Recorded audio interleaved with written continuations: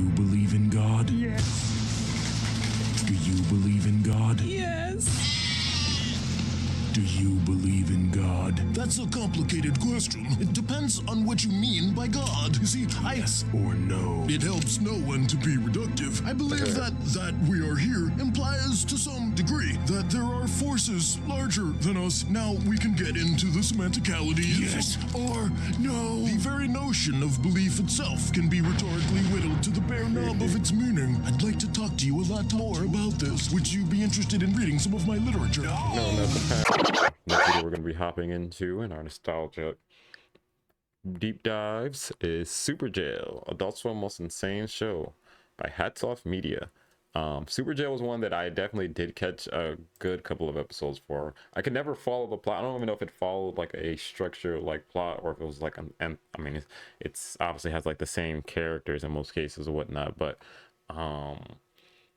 I would just catch like random episodes here and there. It always had some of the most wild shit happening as far as like really like gory, insane like numbers of people dying. I remember like he was like a Willy Wonka of the jail, so he's trying to make things like as it's not even lighthearted but like fun, I guess, but like a lot of people I know die during it and everything.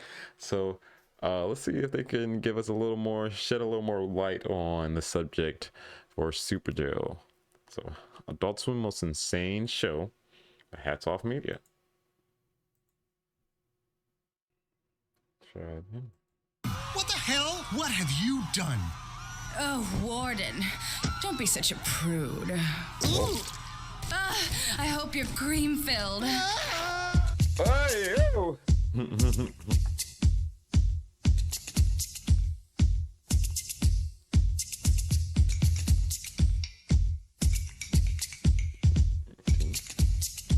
Tiki and Birdie, something like that. Tiki and Birdie.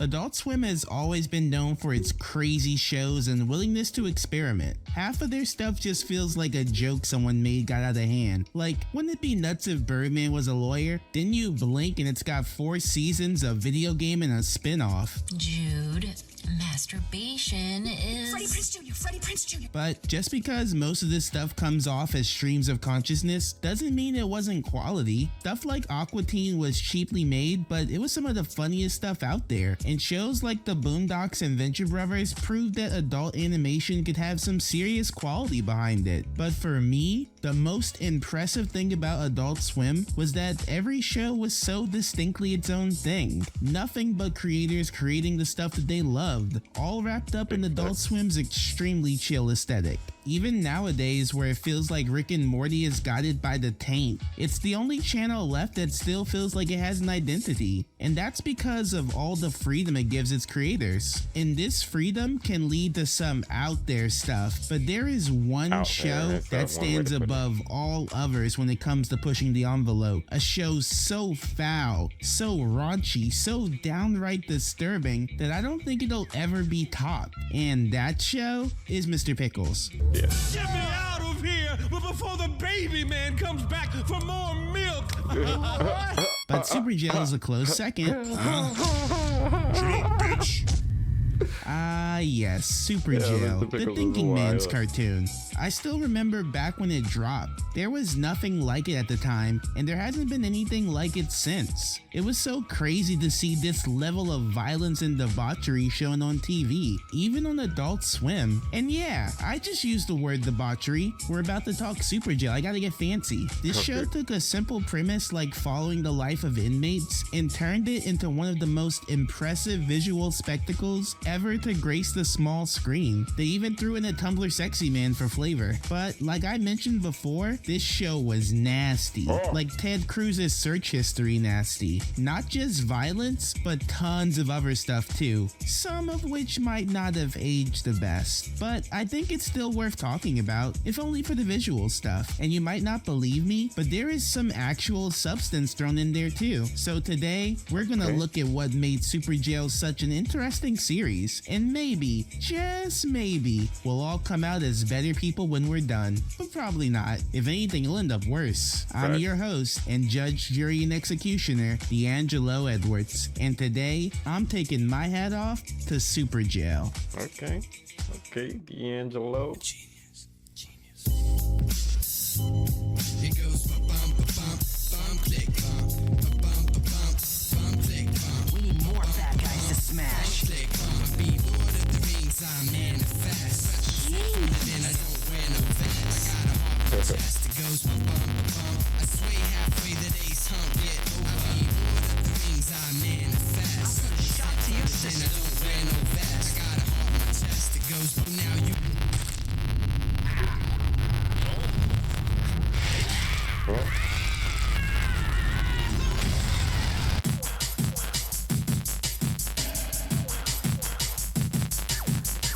The trio jail was created by Christy Karakis, Stephen Warbrick, and Ben Gruber. The trio were mostly known for their work at MTV, with Christy and Stefan both working on Daria, while Ben had done a short for Cartoon Sushi, a show on MTV that showed off a bunch of different animated projects. Okay. Christy had also done some work for Cartoon Sushi, having his student film Space War be featured on it. Later on, him and Stefan teamed up to make another short film called Bar Fight. It was 3.5 minutes of pure chaos, just a bunch of dudes beating the crap out of each other and having the time of their lives doing it. It was a pretty impressive level of violence. Well, maybe it was impressive to me, but it must not have impressed anyone else because no film festival would take it. Cool. Imagine making the cartoon equivalent of scaring the hose away. Yeah, but the hose. Oh, what? It's too hard to get the hose. That's why when Stefan and Christy got the call that Adult Swim had not only seen Bar Fight, but also wanted them to pitch something to them, it was so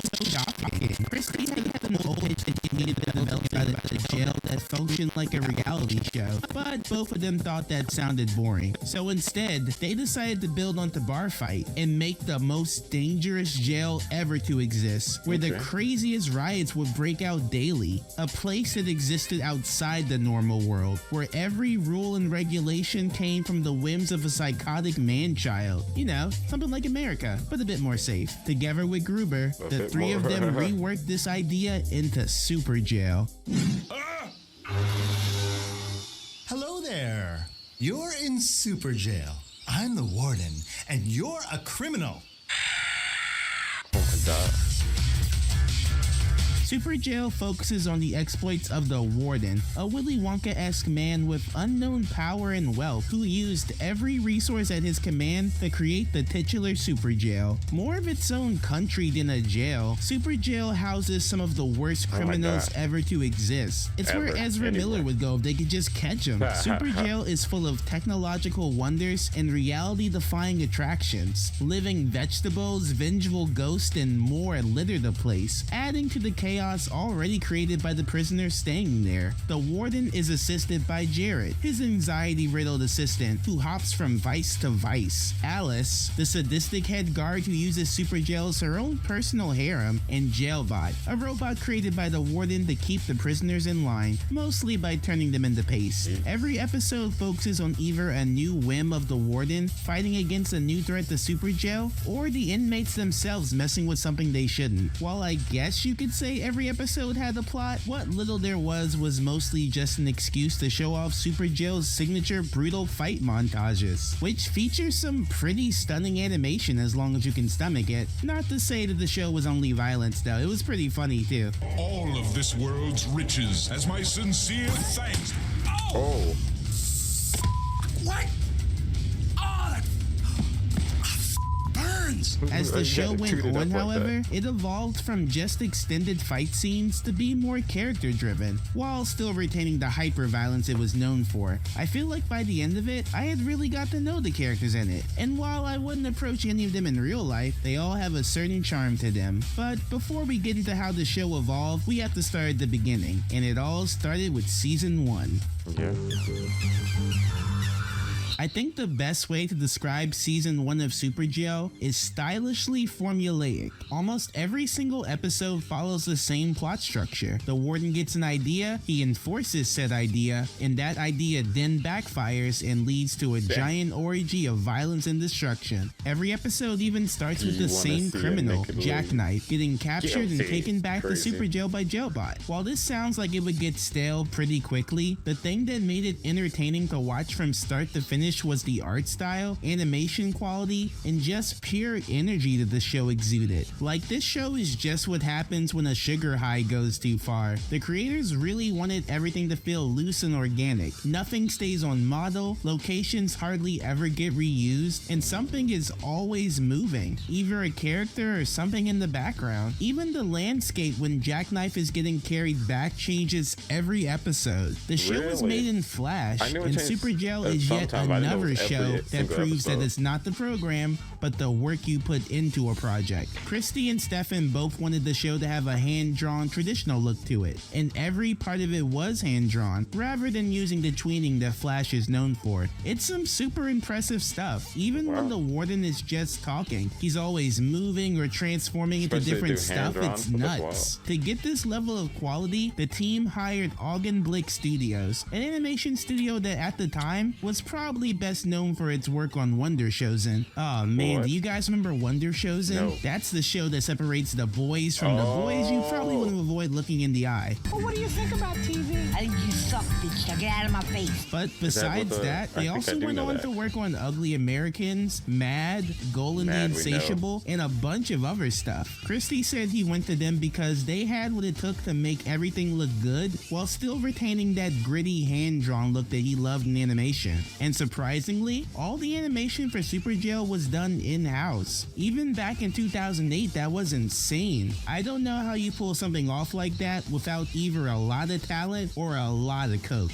But boy, did they do it. And this really helped to give the show an identity all its own. The earlier episodes were formulaic, but still memorable. The Warden opening a bar is an excuse to ask Alice out, the prison getting suckered into a cult-like pyramid scheme, or traveling through the inmates' dreams to find out which of them will start a riot. But it's in the escalation that makes Super Jail really stick out. Whatever show starts with a bar being opened, then ends with an underwater battle with Atlanteans, I could tell you every plot point between the start and the end, and you would still have a hard time connecting the dots. But that's what makes it so fun. Nothing needs to make sense, and no matter who dies, by the next episode, everyone is okay again, only to get murdered all over again. As the show goes on, we get to know a couple of the inmates better. There's Gary, a prisoner who's based on real-life criminal Robert Stroud, better known as the Birdman of Alcatraz. He's a silent dude with a strange connection to his pet bird. While he never talks, you always get the feeling that he's the one pulling all the strings behind the scenes. There's also Paul and Jean, a couple that's usually seen either bickering, making up, or causing mayhem. Sometimes all three at once. You already know they're based on the more, let's say, less PC stereotypes about prison. But I won't lie, sometimes they are kinda cute. There's also the twins, a pair of aliens that run around treating the jail like their own personal playhouse, egging on the warden to do even crazier things, just for their amusement. I relate to them a lot. But my favorite prisoner is Ash, a pyromaniac with a heart of gold. He just seems so innocent. I don't think he wants to hurt anyone. He just really likes watching stuff burn. And sometimes that stuff is people. Who cares? They're everywhere. He's actually in the center of what is probably the sweetest episode of the series, with him and some other inmates taking in a little girl that accidentally got sent to Super Jail. For a bunch of murderous psychos, they actually make a cute family. Sadly, by the end of the episode, the girl passes away, and I was actually left feeling a little bummed. Like, actual human empathy. I thought I got rid of all that stuff. In season 1, there's also an introduction of another important group of characters. Standing in as a rival for Super Jail, we have Ultra Prison, a female counterpart featuring gender-swapped versions of all the characters. Instead of Alice, we have Bruce. Instead of Jarrett, we have Charisse. And instead of the Warden, we have the Mistress. I like the Mistress. While initially disgusted by how the Warden runs things in Super Jail, after a little party and the introduction of some Spanish fly by the twins, let's just say the Mistress warms up to the Warden, at least for a little bit. Thanks for the great sex, loser! Though the biggest takeaway from this meeting is the relationship formed between Jared and Charisse, who bond over being overworked by their respective crazy bosses. And so the show continued going on from outlandish plot to outlandish plot, without really trying to be anything other than a fun ride. See, that's exactly what I remember from any of the episodes I saw. It was a non-cohesive clusterfuck of just the most random shit but at the same time it was the most eye-popping animation and whatnot, so like it kept your fucking attention the whole time. And then like the absurdness of it was always something crazy going on. That is until the finale of season 1, where they crank everything up to 11. Oh.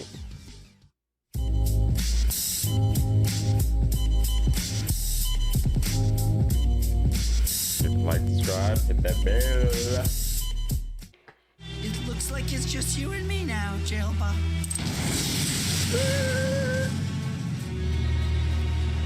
Is this really the end of Super Jail?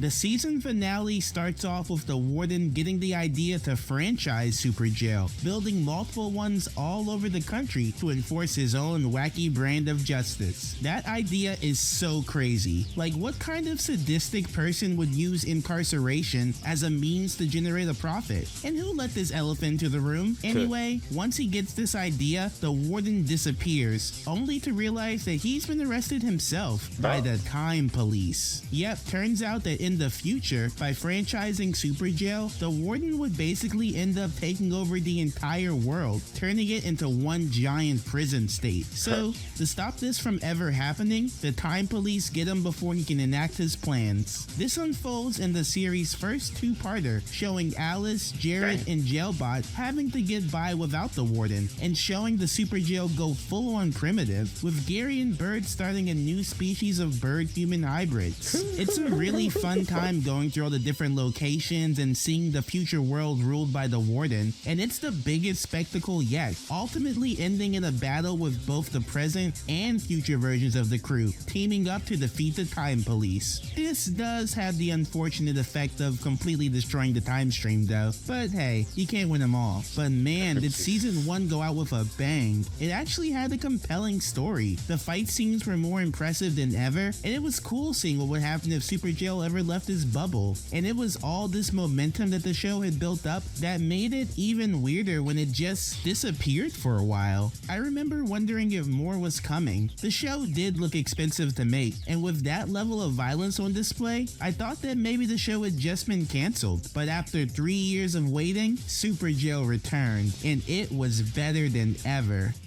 You know, instead of this disgusting pizza, you should have got Super Jail Season 2 on DVD. Oh boy. A few things changed about the show that I think improved it a lot. First of all, the show started focusing a lot more on the characters instead of just displaying tons of violence every second, which, don't get me wrong, I love that stuff, no notes. But it's never a bad thing to just make me care a tad bit more about the people that all that blood came from. We get to spend a lot more quieter moments with both the staff and the prisoners. We dive a bit deeper into Jared's history with addiction and depression. We get to see the two gay inmates, John and Paul, get married while learning about their past as rival gang leaders. The warden pretty much stays the same, but like even more of a sociopath. Like, I need to take notes. But we do start to see more of his childhood, back when his father was teaching him to be a warden, showing that even he went through some trauma in his past. A lot of this came from bringing in Chris McCullough, the creator of Venture Brothers, on as a writing consultant, in addition to him also voicing Gene. The crew had admitted that writing was always the thing they struggled with the most, so Chris helped to patch up that weak spot. Besides the writing and the character stuff, we also get a major bump up in animation, which was already the show's strongest aspect. From this point on, the show started being animated by Titmouse, one of my favorite animation studios ever. Everything got a bump up in quality.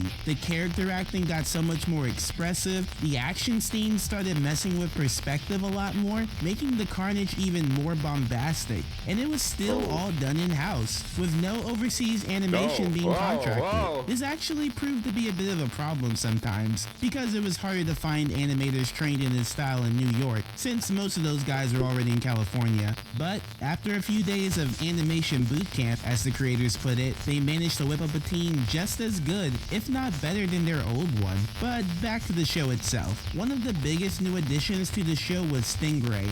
You will address me as Lord Stingray. Played by Eric Bauza, a spoof of villains like Cobra Commander, he even came with his own G.I. Joe knockoffs. After failing to take over Super Jail, he instead becomes a prisoner there himself, as he becomes the main antagonist of the series for the rest of the show. He's such a jerk. The episodes that focus around him are really fun. He bounces off the more childish Warden really well, a fact that the internet definitely picked up on. Man, you animals really can't let anything slide, huh? It's whatever though. I fear you, but I also respect you. Though season 2 was a nice jump in quality, it was season 3 I think where they really perfected it. The perfect balance of top tier animation and fun characters to follow. By now, we had a central group of inmates that we hung around. We got crazy plots like Lord Stingray and the Mistress getting together, a dummy coming to life and ruling the jail, and we got relatives. All this led up to a season finale where Ash teaches the Warden to control fire, leading to Super Jail becoming a hell on Earth. Well, more so than usual. This episode actually ends with a cliffhanger that picks up in the 4th season.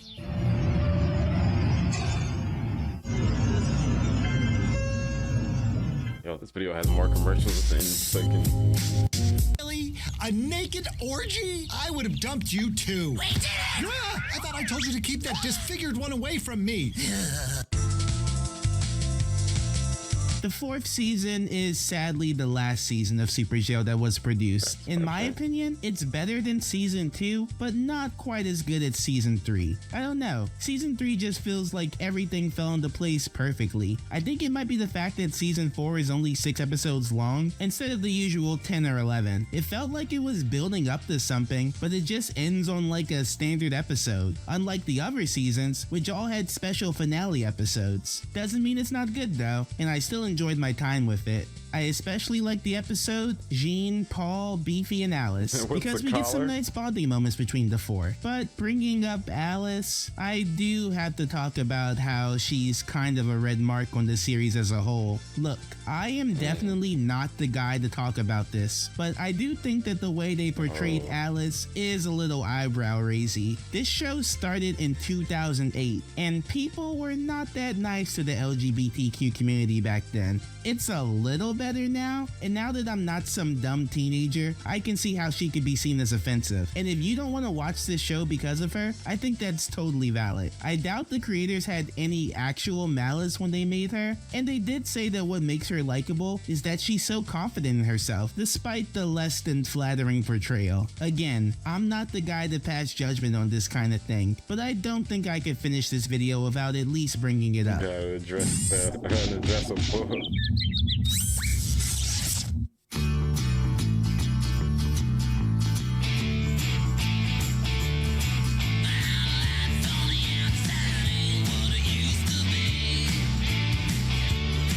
So, once season 4 wrapped up, that was it for Super Jail. The show was quietly canceled, as no plans for renewal were passed around, and everyone went their separate ways. Christy Karakis went on to create Ball Masters, another Adult Swim show known for its stylish and bombastic animation, as well as directing Robotomy, a Cartoon Network show that was basically a PG version of Super Jail. Ben Gruber would go off and write for shows like Breadwinners, Teen Titans Go, and Jellystone, while Steven Warbrick seemed to retire from animation after Super Jail. And to be fair, I don't blame him. With a show as intensive as this, I wouldn't want to pick up a pencil for at least 20 years. But I think that the team really made something they could be proud of. Something with a unique voice, style, and flair all its own. Sure, it could be crude, disgusting, and sometimes downright offensive, but there is nothing out there that is quite like Super Jail. And it stands out even among the diverse library that Adult Swim has created. You could tell that everyone on the team was improving as they worked on it. The action got bigger, the jokes got funnier, and just when you thought it couldn't get any crazier, the next episode would prove you wrong. It's definitely one of the most iconic shows that Adult Swim has ever created. And if you can get past that layer of filth, it's definitely worth the watch. Trust me, it would be a crime if you pass this one up.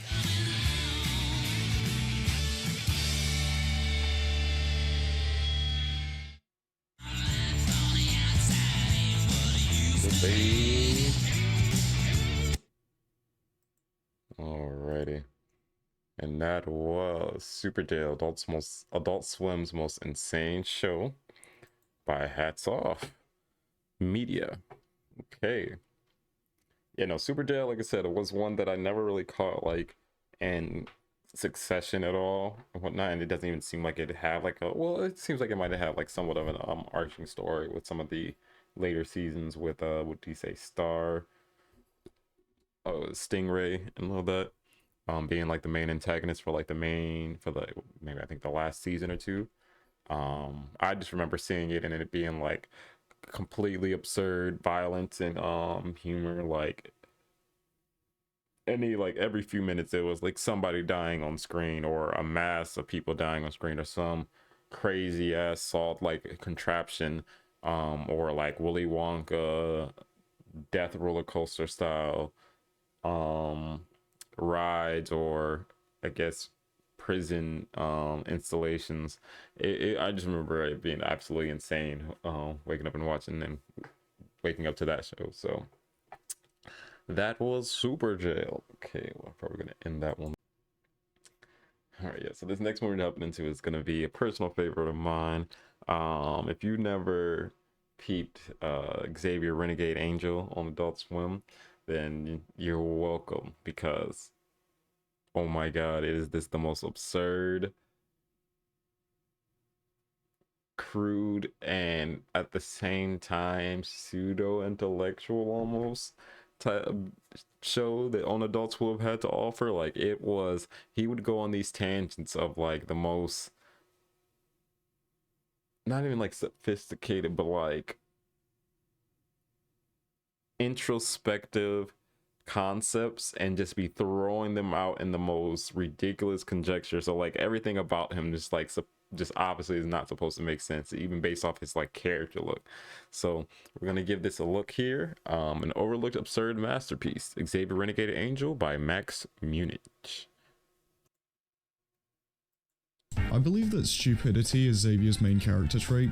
Most of the entire plot happens because of his obliviousness. He has a wonderful way of making every single situation unequivocally worse, and this trait gets quite fatalistic at times. Like here, when he saves the mafia boss's life but inexplicably causes a car crash in the process. That being said, he was directly responsible for the accident by causing that guy to choke. But don't worry, Xavier manages to cause destruction by his own volition as well. A solid 30 seconds before, in the exact same episode, he talks a guy into suicide, thus cementing his place as divine shit new. Don't jump! Huh? You have so much to live for. Yeah, blow it out your rump. I'm trying to work here, freak. I know things look bleak now. No disguising, you have the whiff of stench life about you. I do? I know 'tis tempting to escape the misery of your daily grind. No more pain ever again. Sure, jumping would be an exhilarating and glorious end. Sweet, succulent, full release all over the sidewalk. He's right. Live with this, Regina!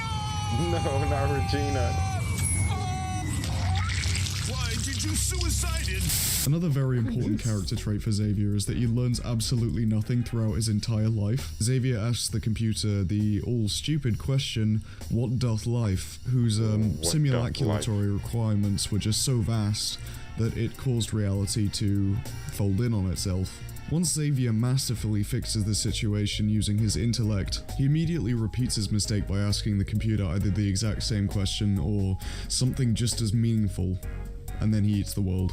He is without a doubt oblivious to the fact that he even made a mistake in the first place. For every action Xavier takes, Frau Destiny ensures that it results in destructive results. Like, look at that character. The master knows these material possessions are meaningless. You're right, they mean nothing. Smash things, smashing idea. Oh, it is fun. The master knows it is wrong to waste. Oh, you're right. Eat it off the floor. Lick up my waist. Now I've got him eating out of the palm of my brain. Xavier, in his honestly almighty stupidity, can only say something good if it functionally leads to a worse outcome. He is the King Midas of stupidity. Everyone he touches ends up stupider. After sending a kid to a hell world for 6 months to teach him what suffering is, this is what he's left with.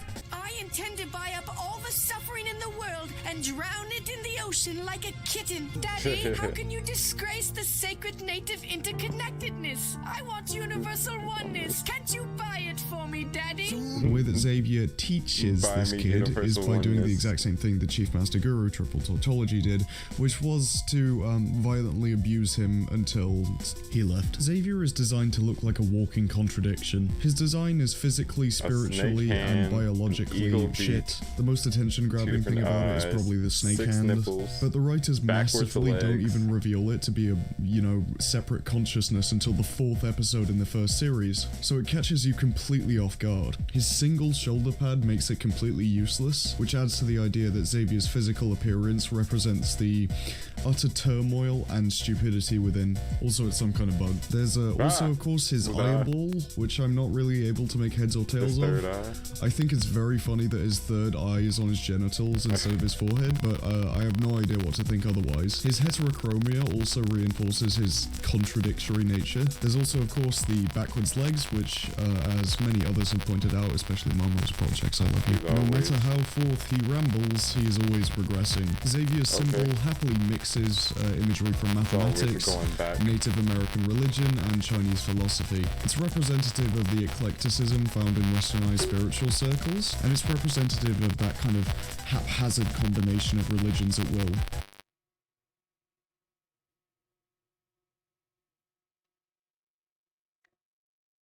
Those were words.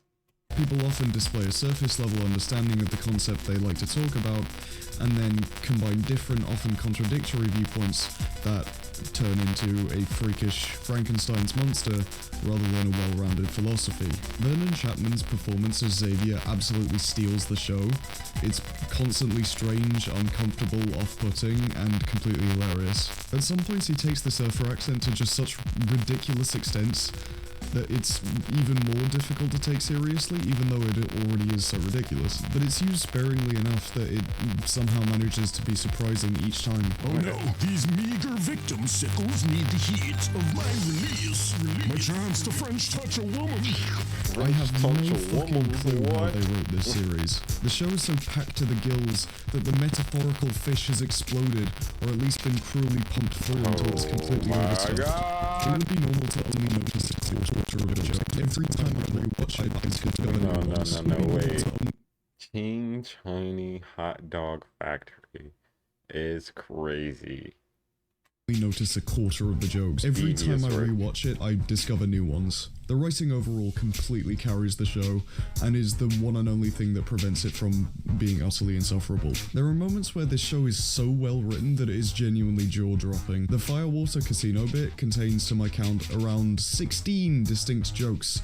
I'm certain that I missed many, and it's less than 30 seconds long. Howell, y'all, Engine Chief Worthington here, saying come on down to my spanking new Firewater Casino. Come bet on red. Our slots are looser than local squaw. And we got Free blankets to know what could go wrong. Genocide is your bona fide. My tribe for genocide is your bona fide. You got 'em, Chief. If you can't beat 'em, whomp 'em. And fellers, it's all built on an ancient Indian strip club. Their totem pole dances and lap rain dances will make your pole dance and your lap rain. I've always loved It's Always Sunny in Philadelphia and Brass Eye, which are my second and first favourite comedy series respectively, for having absurdly high joke per minute ratios. However, XRA blows them out of the water. The writing, plot, and almost everything about the show are so frantic and maximalist that it beggars belief. Besides the writing though, it even manages to have a massive amount of good physical comedy, not least from Xavier's mannerisms and his characterization. The wobbly snake hand never fails to make me feel uncomfortable, and his hand gestures are so ridiculous that it feels difficult not to laugh at them. I know a shamanic Navajo rain dance that hasn't just blown minds, it's blown ducks, tear ducks. He's also just a complete wimp and a coward. He never confronts anyone, even when they're beating him up. XRA is also fantastic at using and abusing the medium of television. The plot is able to have a sense of internal logic that plays on a viewer's intuitive sense of media tropes, where an entire movie trilogy's worth of events can happen in just 11.5 minutes. If you weren't paying attention because you were stoned and watching this at 2 AM, you would be absolutely baffled at how this could have happened. I'm not really afraid, you see. He's a big hot white man! No. He's a fat black woman! No, honey child. He's a woman pretending to be a man! He's a man pretending to be a woman! He's a man! He's a man! No, I'm a woman. The show is able to justify its runtime possibly better than any other show I've seen before. Any longer than 11 minutes and it would have been completely exhausting. Any shorter and it wouldn't have even been a show. Sure. The side characters are an especially good example of how the format of TV is abused. What the human intimates you doing, freak? Bestialulating that skeeter? I'm just a simple warrior for peace, trying to do right by God's creatures. You see what this weirdo here is saying? Wait, which weird? I believe that we are all one. By helping this tiny mosquito, in a way, I'm helping your mother. He's comparing the universal oneness of all life to your mama. Oh my god. They're usually immediately recognizable as villains or goons, but they spout off dialogue so fluently, so fast, that it honestly is incredible. I composed a version of the show's theme tune for some reason, and I found out that the chord progression of it is basically a joke. It just goes up. I only noticed that it was just going A, B, C, D, E, F, G, B flat when I made it, so that's pretty funny. The music is always very effective in giving the illusion of a coherent story by being incredibly tropey, but it's overshadowed by the dialogue and visuals. It allows them to communicate plot points subconsciously. Oh shoot, I gotta go make water. Spray it, don't say it. If you pay attention to it, it's so blatantly obvious that he's hiding something, but at least on my first watch I didn't even notice. One of the few living beings Xavier actually ostensibly helps is a mosquito, one of the most detested creatures in the universe. Another one he actually helps is the mafia boss. You can see a pattern here. Maybe that says something about his character, but I wouldn't know. Xavier's omnipotent stupidity does not exempt him from the disasters caused by his narcissism, bigotry, and selfishness. His envy of Robbie's discovery of making life leads him to completely destroy their family, destroy the world around him, and do absolutely nothing to help solve it. A quick side note on the pacing of the show. PFFR absolutely know how to make a short show feel as long as possible. There must be a combination of frantic and painfully slow pacing. The lake. Can you tell me how to get to the lake? How are you going to get there? By car? I'm driving right now. Okay. First, you're going to want to get in your car. Already in the car. Then, you're going to want to start your car.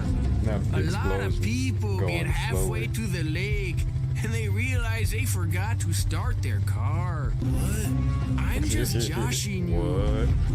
That's just lake humor. Oh, I'll find it myself. Man, I'll never sell these arrows. The scene manages to drag like a motherfucker even though it's only 35 seconds long. It ties back to the writer's mastery of the medium. Everyone has at least once experienced this trope in movies, and it almost feels like deja vu. Xavier is the perfect anti-hero. When I first watched this show with a friend, he initially said that Xavier was a good man. That was no fault of his. The show never directly communicates the idea that Xavier is a bad person, whatever, and puts him in a place of power by having all of the events of the show relate back to him somehow. I think it's some form of commentary on the idea of Xavier having main character syndrome. It's more explicitly shown in episodes like World of Hurt that Xavier is an unreliable narrator, but he's so dense that he makes a black hole that the world revolves around. He's in some way an idiot god. He possesses immense power and uses them purely to serve stupid ends. In the Big Papa Dick episode, he destroys the very fabric of reality and somehow releases his childhood demon drawings into the real world, causing the apocalypse. I've got the chomps on the run. Oh, it's the Cuddle Crumbs. The Cuddle Crumbs are here. I don't remember any of who's happening.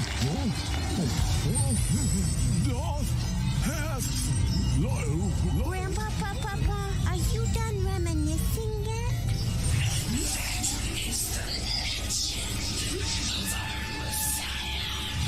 However, the entire show intentionally being a joke allows it to make extremely unsubtle social commentary at times. Every luxury has a deep price. Every indulgence, a cosmic cost. Each fiber of pleasure you experience causes equivalent pain somewhere else. This is the first law of hemodynamics. Joy can be neither created nor destroyed. The balance of happiness is constant. Fact. Every time you eat a bite of cake, someone gets horsewhipped. Damn! Every time two people kiss, an orphanage collapses. Factist. Every time a baby is born, an innocent animal is severely mocked for its physical appearance. Don't be a pleasure hog. Your every smile is a dagger. Happiness is murder. Vote yes on Proposition 1231. Think of some kids. Some kids. The kid immediately repents for his sins in a way that I think would resonate with a lot of people who think that white leftists denigrating themselves is annoying. My frolicking life of laughter has blood on its hands. Cake tastes like a whiplash on my tongue. I farted on a doorknob of justice. Wait until my daddy finds out about this. He'll help with all his wonderful monies. XRA obviously presents this as an unproductive or at least incomplete way of growing as a person. I have no idea how they got away with this show.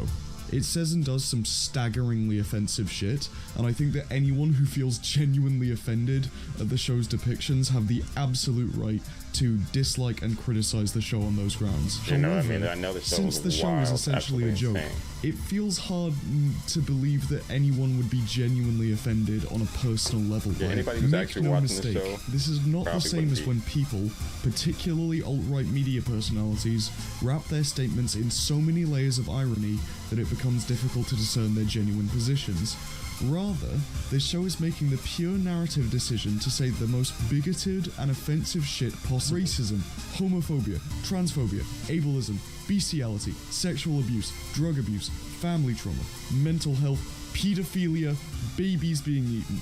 You get the picture. It's like staring into a black hole of absurd extremes. The show unapologetically breaks each and every rule of narrative structure, writing, even reality itself. In World of Hurt, a personal favourite of mine, the character of Computer is introduced, played by none other than John Flanagan of They Might Be Giants, and Xavier can straight up gain information by just asking the computer, apparently, though he's used extremely sporadically.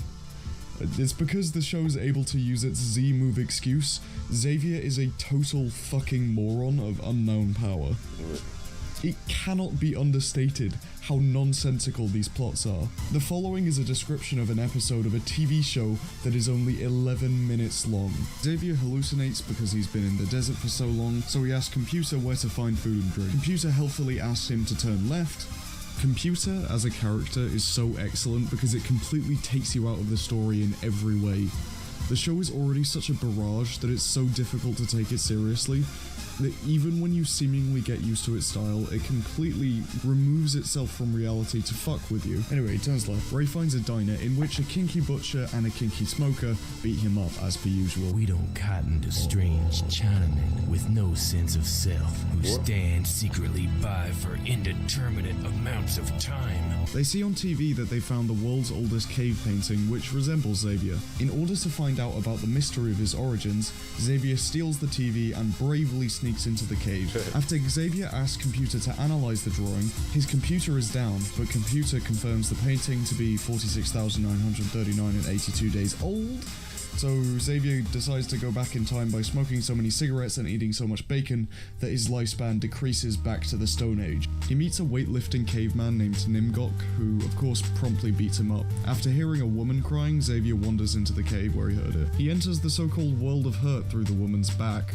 Okay. You know, the World of Hurt. The physical manifestation of brute, inarticulate rage. To escape, Xavier punches her back from the inside and she screams, which alerts Nimgok. Nimgok punches Xavier out of her, and afterwards Xavier proceeds to convince Nimgok to switch violence for poetry. Xavier asks Nimgok where the painting came from, and then chalks it for an example, and then the computer reveals that he actually did it himself and the whole plot was pointless. Nimgok immediately returns to his violent ways, and Xavier travels back by vomiting the bacon back up at the end. Wasn't that a completely substantive, meaningful, and completely understandable thing that happened? Oh wait, it didn't. It was all in Xavier's imagination. And I'm giving this one a 6 out of 10. It's a long, hard, dusty road we'll journey on through. A world you never known.